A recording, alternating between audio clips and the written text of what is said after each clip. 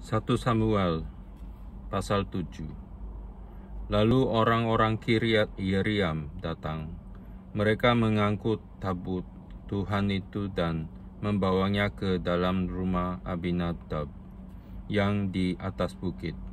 Dan Eleazar anaknya mereka kuduskan untuk menjaga tabut Tuhan itu. Orang Filistin terpukul kalah dekat Mizpah. Sejak saat tabut itu tinggal di Kiryat Yearim, berlalulah waktu yang cukup lama, yakni 20 tahun, dan seluruh kaum Israel mengeluh kepada Tuhan. Lalu berkatalah Samuel kepada seluruh kaum Israel demikian: jika kamu berbalik kepada Tuhan dengan segenap hati, maka jauhkanlah para allah asing dan para Astoret dari tengah-tengahmu, dan tujukan hatimu kepada Tuhan dan beribadahlah hanya kepadanya. Maka ia akan melepaskan kamu dari tangan orang Filistin. Kemudian orang-orang Israel menjauhkan para Baal dan para Astoret dan beribadah hanya kepada Tuhan. Lalu berkatalah Samuel, kumpulkanlah segenap orang Israel ke Mizpah, maka aku akan berdoa untuk kamu kepada Tuhan. Setelah berkumpul di Mizpah, mereka menimba air dan mencurahkannya di hadapan Tuhan. Mereka juga berpuasa pada hari itu dan berkata di sana, kami telah berdosa kepada Tuhan. Dan Samuel menghakimi orang Israel di Mizpah. Ketika didengar orang Filistin bahwa orang Israel telah berkumpul di Mizpah, majulah raja-raja kota orang Filistin mendatangi orang Israel, serta didengar orang Israel demikian, maka ketakutanlah mereka terhadap orang Filistin. Lalu kata orang Israel kepada Samuel, janganlah berhenti berseru bagi kami kepada Tuhan Allah kita, supaya Ia menyelamatkan kami dari tangan orang Filistin itu. Sesudah itu Samuel mengambil seekor anak domba yang menyusu, lalu mempersembahkan seluruhnya kepada Tuhan sebagai korban bakaran. Dan ketika Samuel berseru kepada Tuhan bagi orang Israel, maka Tuhan menjawab dia. Sedang Samuel mempersembahkan korban bakaran itu, majulah orang Filistin berperang melawan orang Israel. Tetapi pada hari itu Tuhan mengguntur dengan bunyi yang hebat ke atas orang Filistin dan mengacaukan mereka, sehingga mereka terpukul kalah oleh orang Israel.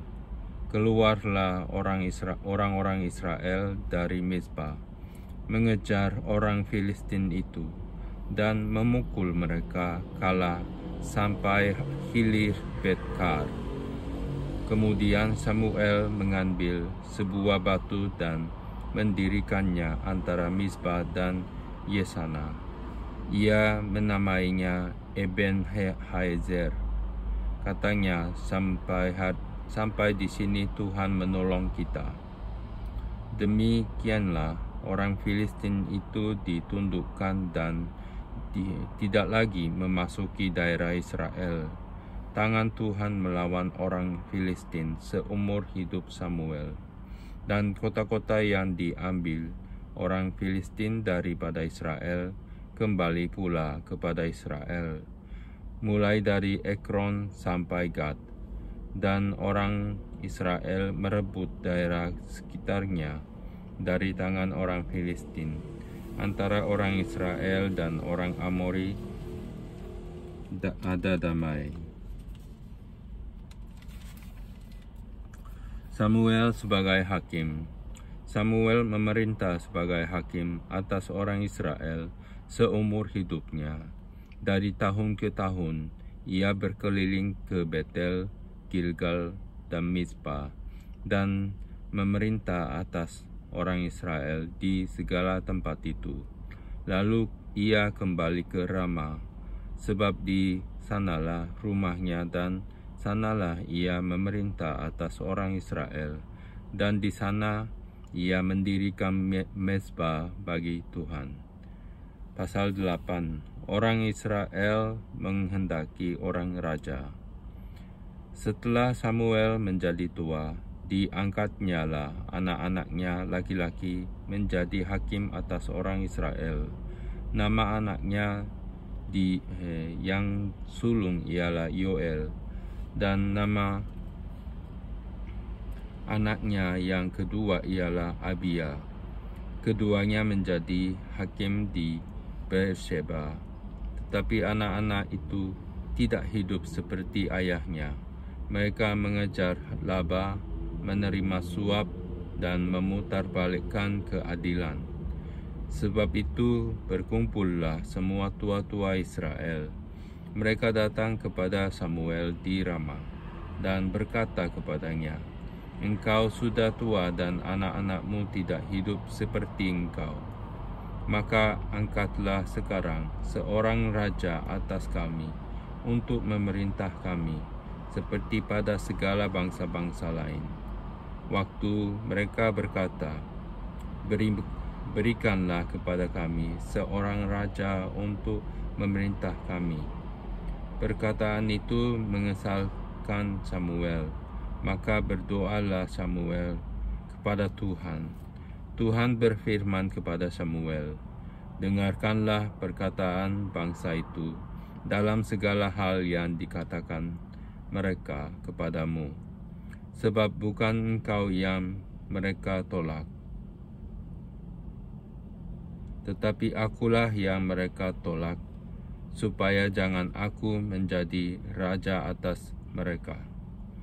Tepat seperti yang dilakukan mereka kepadaku sejak hari aku menuntun mereka keluar dari Mesir sampai hari ini, yakni meninggalkan daku dan beribadah kepada Allah lain. Demikianlah juga dilakukan mereka kepadamu. Oleh sebab itu, dengarkanlah permintaan mereka. Hanya peringatkanlah mereka dengan sungguh-sungguh dan beritahukanlah kepada mereka apa yang menjadi hak raja yang akan memerintah mereka." Dan Samuel menyampaikan segala firman Tuhan kepada bangsa itu, yang meminta seorang raja kepadanya. Katanya, "Inilah yang menjadi hak raja yang akan memerintah kamu itu. Anak-anakmu laki-laki akan diambilnya dan dipekerjakannya pada keretanya dan pada kudanya, dan mereka akan berlari di depan keretanya. Ia akan menjadikan mereka kepala pasukan 1,000 dan kepala pasukan 50. Mereka akan membajak ladangnya dan mengerjakan penuaian baginya.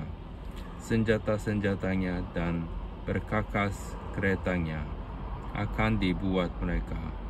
Anak-anakmu perempuan akan diambilnya sebagai juru campur rempah-rempah, juru masak dan juru makanan.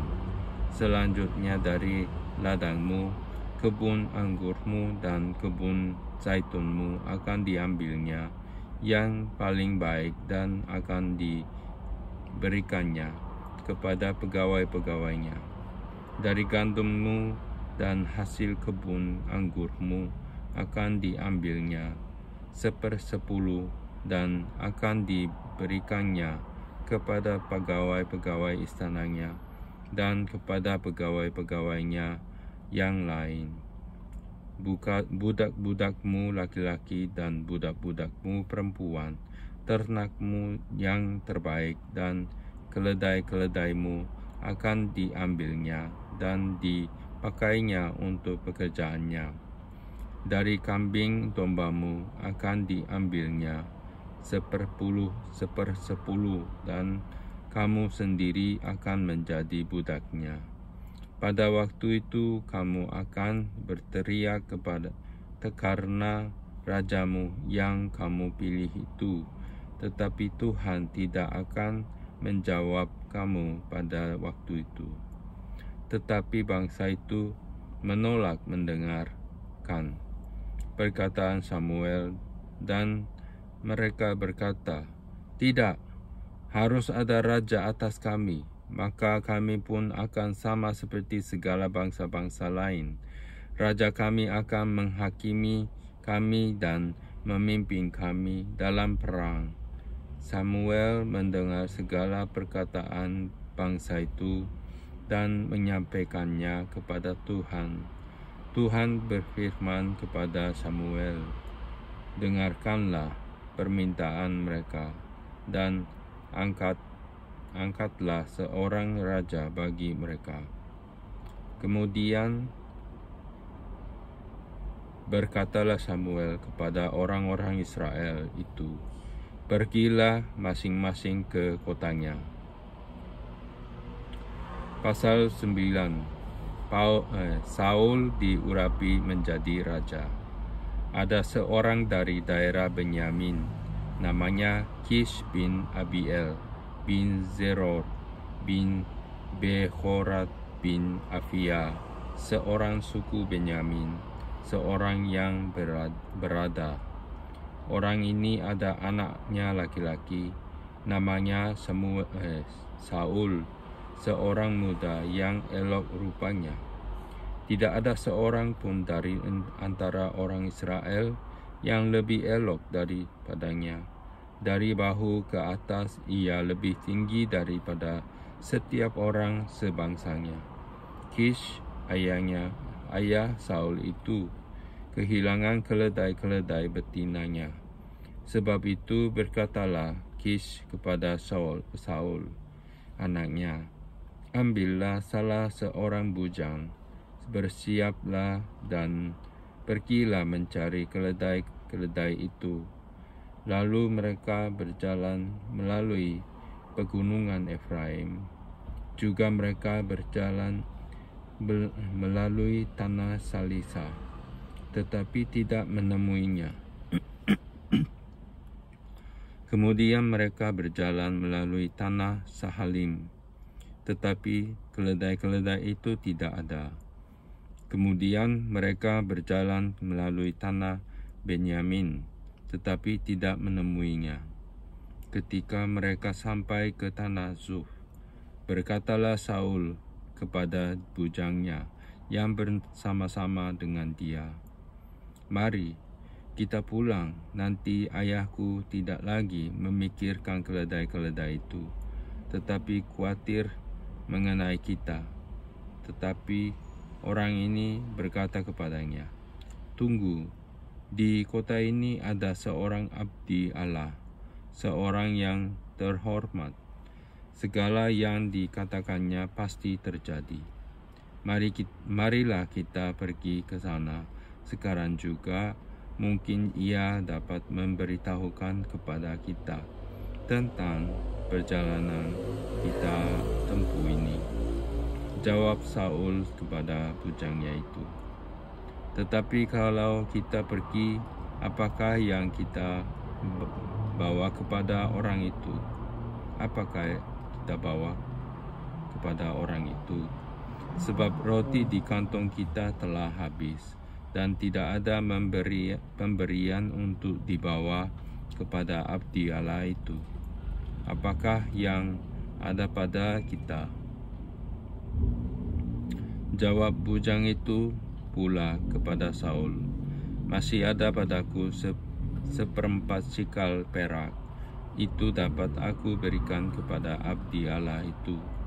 Maka ia akan memberitahukan kepada kita tentang perjalanan kita."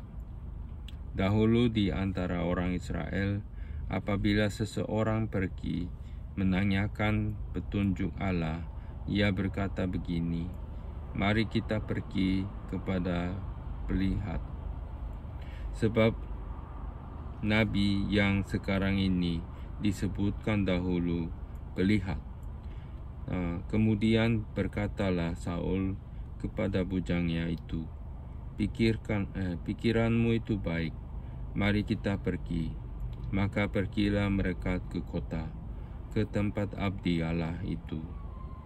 Ketika mereka naik jalan pendakian ke kota itu, mereka bertemu dengan gadis-gadis yang keluar hendak menimba air. Mereka bertanya kepada gadis-gadis itu, "Pelihat ada di sini?" Jawab gadis-gadis itu kepada mereka, "Ya ada, baru saja ia mendahului kamu. Cepat-cepatlah sekarang, ia datang ke kota hari ini, karena ada perjamuan korban untuk orang banyak di bukit pada hari ini. Apabila kamu masuk ke kota, kamu akan segera menjumpainya sebelum ia naik ke bukit untuk makan, sebab orang banyak tidak akan makan sebelum ia datang, karena dialah yang memberkati korban. Kemudian barulah para undangan makan. Pergilah sekarang, sebab kamu akan menjumpainya dengan segera." Maka naiklah mereka ke kota, dan ketika mereka masuk kota, Samuel yang berjalan keluar untuk naik ke bukit berpapasan dengan mereka. Tetapi Tuhan telah menyatakan kepada Samuel sehari sebelum kedatangan Saul demikian, "Besok kira-kira waktu ini aku akan menyuruh kepadamu seorang laki-laki dari tanah Benyamin. Engkau akan mengurapi dia menjadi raja atas umatku Israel, dan ia akan menyelamatkan umatku dari tangan orang Filistin. Sebab aku telah memperhatikan sengsara umatku itu, karena teriakannya telah sampai kepadaku." Ketika Samuel melihat Saul, maka berfirmanlah Tuhan kepadanya, "Inilah orang yang ku sebutkan kepadamu itu. Orang ini akan memegang tampuk pemerintahan atas umatku." Dalam pada itu Saul datang mendekati Samuel di tengah pintu gerbang dan berkata, "Maaf, di mana rumah pelihat itu?" Jawab Samuel kepada Saul, katanya, "Akulah pelihat itu. Naiklah mendahului aku ke bukit. Hari ini kamu makan bersama-sama dengan daku. Besok pagi aku membiarkan engkau pergi, dan aku akan memberitahukan kepadamu segala sesuatu yang ada dalam hatimu. Adapun keledai-keledaimu yang telah hilang 3 hari lamanya sampai sekarang, janganlah engkau khawatir, sebab telah diketemukan. Tetapi siapakah yang memiliki segala yang diingini orang Israel? Bukankah itu ada padamu dan pada seluruh kaum keluargamu?" Tetapi jawab Saul, "Bukankah aku seorang suku Benyamin, suku yang terkecil di Israel? Dan bukankah kaumku yang paling hina dari segala kaum suku Benyamin? Mengapa Bapa berkata demikian kepadaku?" Sesudah itu Samuel mengajak Saul dan bujangnya, dibawanya ke pendopo dan diberikannya kepada mereka tempat utama di depan para undangan, yang banyaknya kira-kira 30 orang. Berkatalah Samuel kepada juru masak, "Berikanlah sekarang bagian yang kuberikan kepadamu tadi, dengan pesan, simpanlah ini dahulu. Lalu juru masak itu menghidangkan paha dan apa yang termasuk ke situ dan meletakkannya ke depan Saul. Dan Samuel berkata, "Lihat, yang tinggal ini diletakkan ke depanmu. Makanlah, sebab telah disimpan bagimu untuk perayaan ini." Ketika aku berkata, "Aku telah mengundang orang banyak," demikianlah pada hari itu Saul makan bersama-sama dengan Samuel. Sesudah itu turunlah mereka dari bukit ke kota, dan Samuel bercakap-cakap dengan Saul di atas sotoh. Mereka bangun pagi-pagi, dan ketika fajar menyingsing, Samuel memanggil Saul yang ada di atas sotoh itu. Katanya, "Bangunlah, aku akan mengantarkan engkau." Lalu Saul bangun, dan mereka keduanya pergi ke luar, yakni ia dan Samuel. Ketika mereka